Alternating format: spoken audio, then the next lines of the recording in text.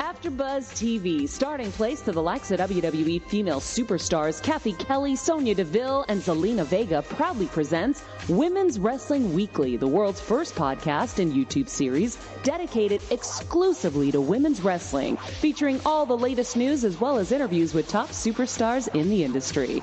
And now, AfterBuzz TV's own gorgeous lady of wrestling, TK Trinidad. Bonjour, bonjour. You're watching Women's Wrestling Weekly, the #1 women's wrestling show on the planet. My name is TK Trinidad, a.k.a. the Canadian Assassin, and looky. Yeah. He's in. He's not fighting crime at the moment. He's in with us. The streets ain't safe, girl, but I'm here. Evan T. Mack, a.k.a. Coco Cena, a.k.a. America's Chocolate Sweetheart. He's in the building. How's everything going? Going good, man. Getting back to this gym, girl. Put the cookies. Got the stretchies? Put the cookies down. I need the stretchies to look more form-fitting. I wasn't liking the way they was looking, you know what I mean? But you're kind of late now. You're already in the summer. Yeah, it's true. I know. That should be like 3 months ago. Yeah, I get fit like after the summer. I get fit when it don't matter. So when everybody lets it go, that's when it's what's... I mean, it's California. It's always summer, so I guess it don't really matter. And now, if you're just joining us for the first time, we have news, we have Star of the Week, and we have amazing guests. That's what the show is built around, amazing female wrestlers. Yes. This today is no exception. She is the First Lady of OWE and FSW. Please welcome Mazzerati. Yo. Hi. Hello. How's it going, everybody? Good. How are you doing? Doing okay. I'm doing all right. I can't complain. So let's kind of just get into it. So what I love about doing this show is that, we talk to women from all over the place, and there's always some new promotion that I've never heard of, but it's been around. So this is on me. It's my ownness. So I like learning new things. So tell us a little bit about the lingerie fight, the LFC. LFC, Lingerie Fighting Championship. Yes, it's a little bit of MMA, a little bit of wrestling, but a little bit of clothing as well. As like professional wrestlers, we do kind of, the men wrestle in their trunks and women, either pants or shorts. LFC is just like lingerie football. You're in your lingerie and you're fighting. So how long has this league been around? Actually, it's been around probably, I think, 6 years. Honestly, I started only 3 years ago. Okay. So tell us how you got into wrestling. So I've actually been a wrestler since 96, 97, I want to say, right before the Attitude Era. Wait. Pause. Wait a minute. Wait. You look like you 16. You're 16 years old. Like what? So first I want to know, how old do you guys think I am? Lord, wait a minute. Hold on. Yeah. I swear to God, I thought you were about 20... 26? 26? Cute. She's like... Actually, I will be 29 in 2 weeks. Yeah. You guys already should know. Black don't crack. Come on. I know, but we still are surprised by it. Yeah. Like, because you carry yourself a little bit older, so that's why we're giving you the 26. I'm sure that. But just looks wise, you look like you could be between 16 and 18 easily. What in the... I get that, especially without all my makeup and without this weave. You know what I'm saying? I do look like a kid. Jeez and crack. That's very vampire, very vampire-like right now. If you weren't in the sun right now, I'd be like, hold on, man. So you started in 99, you said, right? 96. 96, 97 is when I started watching. Okay, so what kind of took you from watching to doing? So I've always been a tomboy. I was always into all this types of sports with my dad, but my mom wanted me to be the girly girl with Barbies and makeup and all this other crap, which I was not into. So my dad would put me in taekwondo, tennis, anything, kickboxing, anything I could get into, because we never knew about wrestling schools back then. Mm-hmm. And once I moved out here to Vegas, because I'm from California. I've been out here since 2012, mm-hmm. and I found the flyer for professional wrestling in 2015. I didn't believe it. I'm like, no, this can't be true. And I go to a show at FSW, and I'm like, oh my God, this is real. I could actually train and become a wrestler as my main dream that I've always wanted my whole life, you know? It was crazy, but it was not what you expect. So you are dreaming a whole bunch of other things, but once you actually get in the ring and train, it's a whole nother ball game. But I was pretty much prepared for that since I've been in so much combat sports and stuff like all my life. Yeah, so are you familiar with the kind of California wrestling promotions and stuff like that? How does it compare for California to Vegas? Yeah, you could actually see a lot of difference in it. I'm originally from Cali, but I would say I am a Vegas wrestler because I started out here. Mm-hmm. And FSW will always, forever be my home. There is a big difference, and there are a couple similarities, but I could see more Cali sides. I could see that they do more extreme stuff, which is pretty cool. Mm-hmm. You know, every state, I believe every promotion has their own type of style, has their own type of, you know, flair to it, a little hops to it. Right. So Cali, I would say, is really it's hitting hard right now. It's pretty hot. So now you started watching in '96. We're in 2019. Mm-hmm. We're in 2019 now. How have you seen women's wrestling change in your eyes from when you started watching to when you started doing to right now? So I'll tell you the truth, because I was more into the guys. I would say I'm more of an old school wrestler type, if that makes sense. But mm-hmm. for the women, it's great to see. It's hard to explain because women did actually wrestle more back years ago. Right. Yeah. Before the whole, just women being the sideshow and eye candy and this. Yeah. But now that it's actually being taken seriously, it's been great. I love being a part of this nice history that's going on now these past couple of years.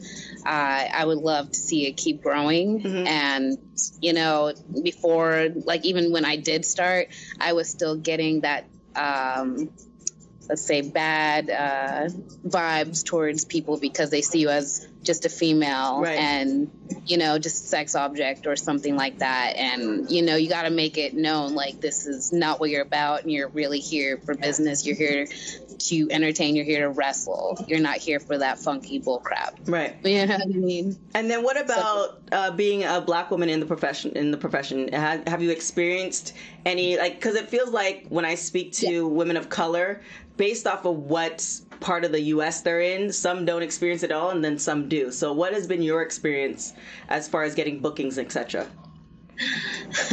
Me being a small black woman is pretty funny. So yeah, I do get all the stereotypes in the beginning when I first started. Me being a new small black woman, I get expected to do a lot of the crazy flippity-doo style stuff because I'm small. Uh-huh. And then me being black, yes, I was asked to be a certain character in the beginning that obviously you could tell I'm not. Right. A ghetto black girl from the hood. I grew up in a neighborhood, yes, but it was not with black people, unfortunately. But that was the character I was supposed to be given, as I'm from the projects with 5 kids. Mm-hmm. I'm this and that in the hood, and I'm just that's why am I going to portray that? Exactly. What I mean? When I could portray something so much better, so much different. I don't need to just come off this stereotypical thing, right? As other African American males have had to do for so many years in the WWE and other promotions. You can see that what they were given, and it was just more stereotypical than anything. Yeah, but it's great that I'm not asked as much now this past 2 years, other than when I first started. You said 2 years. Yeah. Piggybacking on what you're saying right there, because I see a lot of that going on, especially in WWE and things like that, with some of the brothers that I feel are misrepresenting their own people, and I think they have the ability nowadays to not do that because they're in a different position than they used to be, but they still choose to do that. What would you say to people as far as like that lack creativity as far as how they portray themselves as African American? Why do you think they have a problem coming up with a character and not going to the stereotypes and the same tropes that everyone perceives us to be anyway? Because they want to be accepted. They don't want to say no and then not, be able to make it to the next level. Right. So it's kind of just like, yes, I'll do anything to get here. I know they always say, keep your mouth shut, mouths closed, ears open, but there's always a time and place for you to say something if you don't feel comfortable. And that's what I did in the beginning, and I shut it down real quick. And I'm like, no, I'm not going to do that. This is not me, and that's not what I'm going to feel like doing. Even, you get asked those questions like, what if WWE wanted you to do this? And it's just, it's depending on how you feel. You either can put your foot down and take that chance on them saying, okay, leave, or we'll, accept you the way you are. Or, you know what I mean? I've actually had some friends that are in the WWE, and I have some that have left the WWE for those certain things, for their own race. And and it was crazy stories, you know what I mean? And it's sad to hear that because, let's face it, WWE is pretty much the mark of like what everybody wanted to be a wrestler for. And just those little that I've actually found wrestling on the outside before WWE, WWF, it's different. But for those who really trying to get in WWE, or just in general, just try to make a name for themselves, it's a thin line to know where you would take a stand and say say what you have to say. Absolutely. So I saw a lot of your matches, but I saw the one with Zeta Zhang, friend of the show. She's another one who's been on the show twice. What was that match like? I really enjoyed that match. It was just one of those things where, because I guess which one we wrestled like 100 times. Oh my gosh! I think it might have been the most recent one. You guys were outside. We were outside. Yeah, it was a ring outside. Was that in China or was that out here? I think it was out here. Yeah, it was out here because the people were screaming. They were obviously Zeta fans because I was like, oh, they don't. Okay, like I already knew whose team they were part of. But yeah, it was out here. But what I liked about, I guess, that particular matchup, maybe because you guys have wrestled several times, because I know her, it's like she was able to introduce you to me as a watcher of the match, if that makes sense. Yes. And oh man, I love Zeta. So yeah, she's actually very helpful. I could say that we've grown together. Her being my roommate out in China for the OWE was great. We both learned a lot, about the industry with each other, and how giving each other's advice. And she's a very humble person to have around, I would say, because there's a lot of cattiness. There's a lot of people that want to see you fail, and they will tell you something totally different just to see you screw up. Right. And then there's people like Zeta who are really there humbly to help you advance. Yeah. And I love her to death. I have nothing bad to say about her. Passionate about the sport. So you went overseas. Is there anywhere else that you want to go as far as travel-wise? Yes, I definitely want to hit the UK. That's my main spot right now. The UK, Japan, and Canada. Those are my first Nice. three. Dope. I like that. Now, you have a lot of pictures of your boyfriend on your IG. And then, so I looked them up. So, Nick Bugatti. And your name is Mazzerati. So was this a planned thing? How this all? I mean, you guys obviously look very much in love. I mean, if he's not really your boyfriend in real life, I'd be very shocked. But how did this all come about?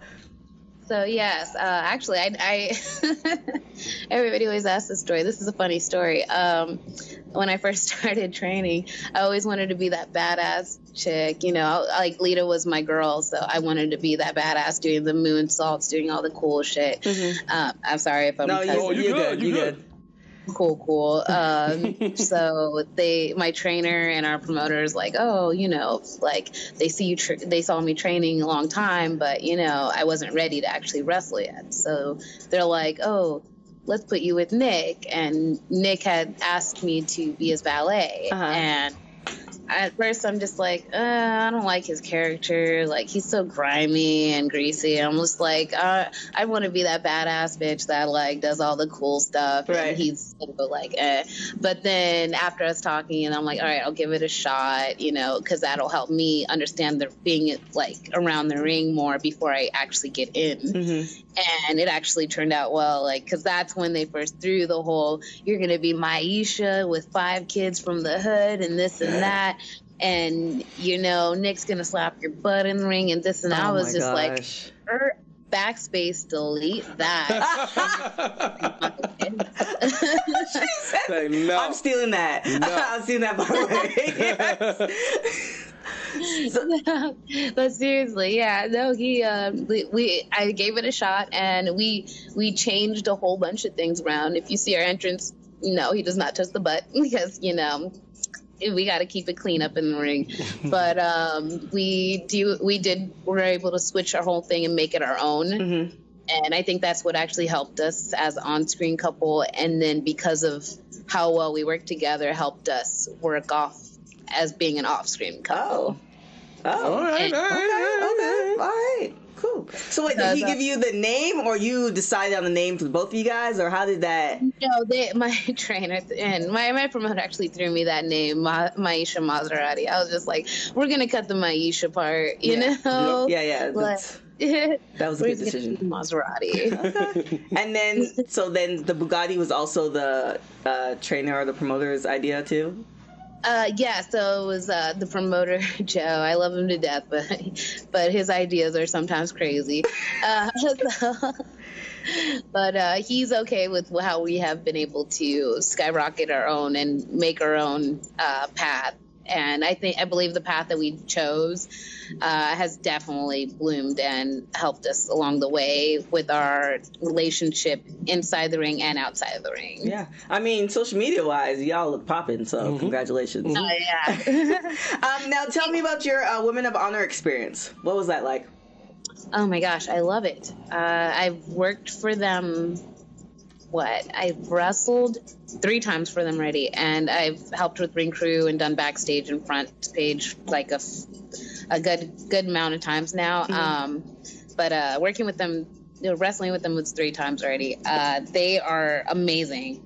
So I'm not trying to crap on anybody, but hearing people that come back from the WWE or the tryouts or wrestling for them, they come back saying they walked on eggshells. And I always felt that when I went to the ROH tryouts or when they would be around and I would, be around.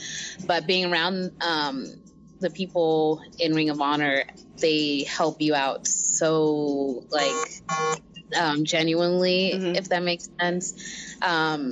You first go in all nervous, but then right after you're just like, oh my gosh, like everybody's so cool, everybody's so helpful. The girls aren't catty, they're actually like there to help you out. And you need that because around the world there's so many people trying to like shut you down and make sure you don't make it to the next level.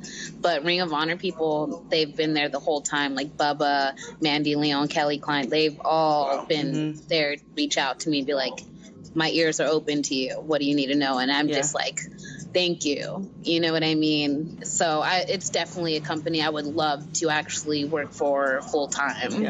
Yeah. I would actually choose that over WWE. I would say that on the record. Okay. Yeah, because a lot of people that we've interviewed from ROH, they just seemed to have so much experience that it's just like, I don't know if they're living a better life than WWE. I don't know what it is, but it's just the wealth of experience that the people we've been interviewed from ROH is just different. Now, is there anybody that you want to have matches with that you haven't had a match with yet? Yes, one of my dream matches actually right now. Well, if it was back then, so I'll say my original one would have been Lita from back in the days. For modern day era now, I would say Bianca Belair. Yeah, that'd be a good one. And then even, I don't know if you get this a lot, Kiera Hogan. Oh yeah, she's a cute. Oh, I love that fire red. I know she changed up. Yeah, she changed up the blue. I was like, what's okay? I see you switch up. Or even Ariel Monroe would be a good one because you guys are so different. Yeah. That'd be great. Yeah, because then you can see that black women are not a monolith. Like, it's like these are two. They are so we are athletic, strong females here to like kick butt right now. Okay, if you see all the girls right now, which is so great to see the outcome of how many African females we have right now that are actually blooming, and it's just not their looks. It's they actually could work. Yeah, and they all look the same, and they're not Boom Chica from the block. Like, it's refreshing, thank goodness. 100%. I love it. Yeah, it's no longer what did they want to call you? Maisha Mazzerati from the hood with 5 kids. For the record, we don't have any kids yet. She said yet. All right, so we're gonna get into rapid hot tags. Women's wrestling rapid hot tags. So I'm going to ask you a question. You say the first thing that comes to your mind. So always early or always late? Always early. Last person you text? My boo. What is the one thing you love about yourself? My personality. Dream dinner guest. What was that? Dream dinner guest. Dream dinner guest. Like anybody dead or alive you would have dinner with. Oh. Oh shit. You said who would I dream about? Yeah. Who would you have dinner with? Oh, sorry. Okay. Shoot. Honestly, actually, Lita. Okay. Who would play you in a movie?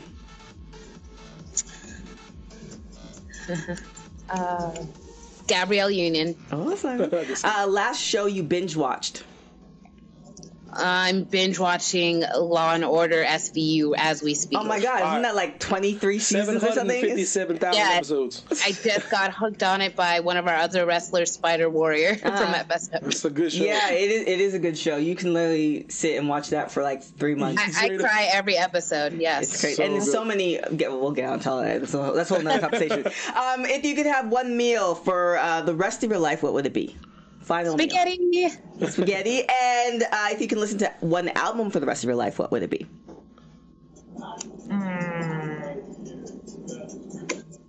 Damn, that's wow. You know what? I would say NWA. Boom. There it is. A true California girl right there. Sure there you have it. Where can people find you? You could call me, hit me up on Shayna Lazarus for Instagram, and Shayna Marie Lazarus on Facebook. And you're not on Twitter. Why aren't you on Twitter? I know. I've been told to get a Twitter for over a year now. Yeah, you need to get. That's where the talking happens. I'm trying to get it together with all these other social medias right now. She's like, let me live. Let me and Gotti live. Let us drive away in the sunset.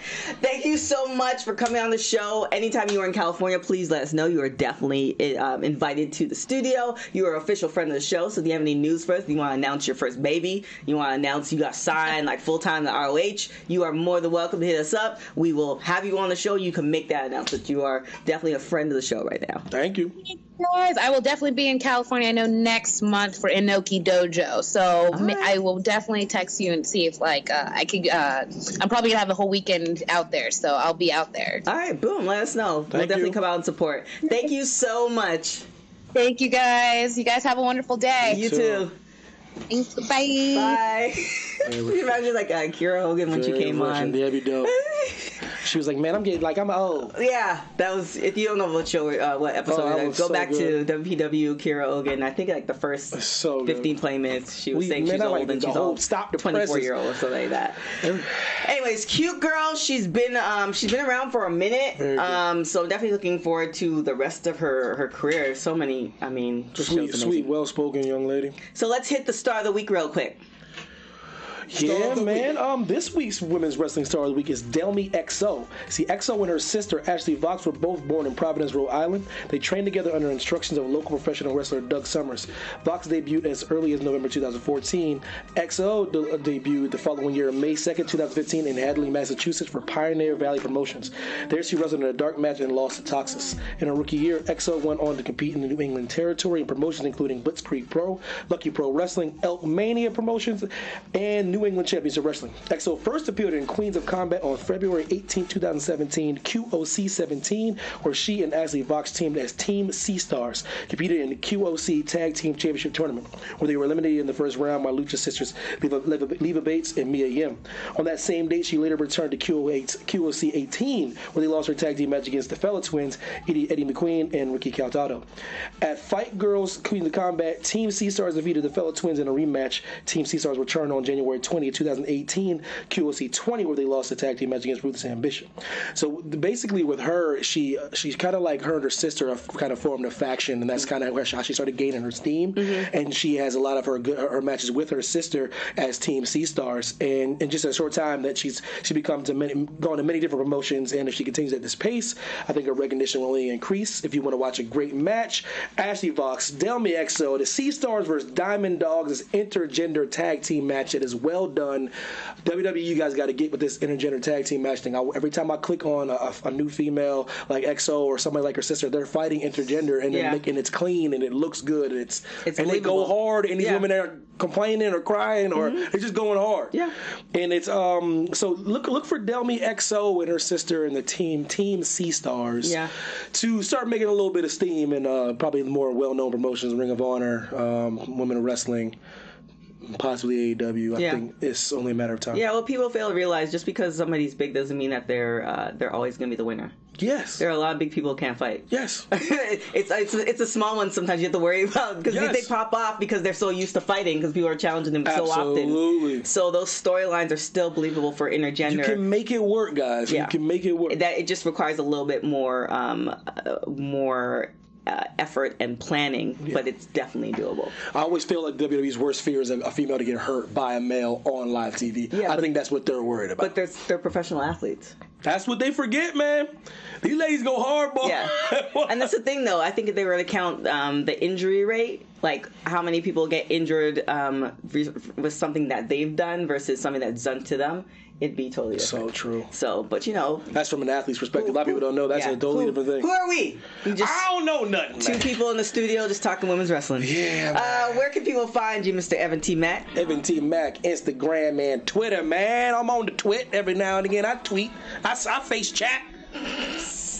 All right, y'all. If you are not following us, follow us on Instagram and Twitter at WPW Weekly. Please. If you want to see any female wrestlers that we haven't gotten to and you want to see them like ASAP, hit us up. DM us. You can DM me at TK Trinidad. If you are not subscribed to AfterBuzz TV on the YouTube page, make sure you do that. Leave a comment. Also, give us 5 stars on iTunes and Spotify and all that other good stuff. We really appreciate you guys. Without you guys, from day one to starting the middle, we are currently in season 3. Without any of you guys, we wouldn't be the #1 women's wrestling show on the planet. We are consistent, folks.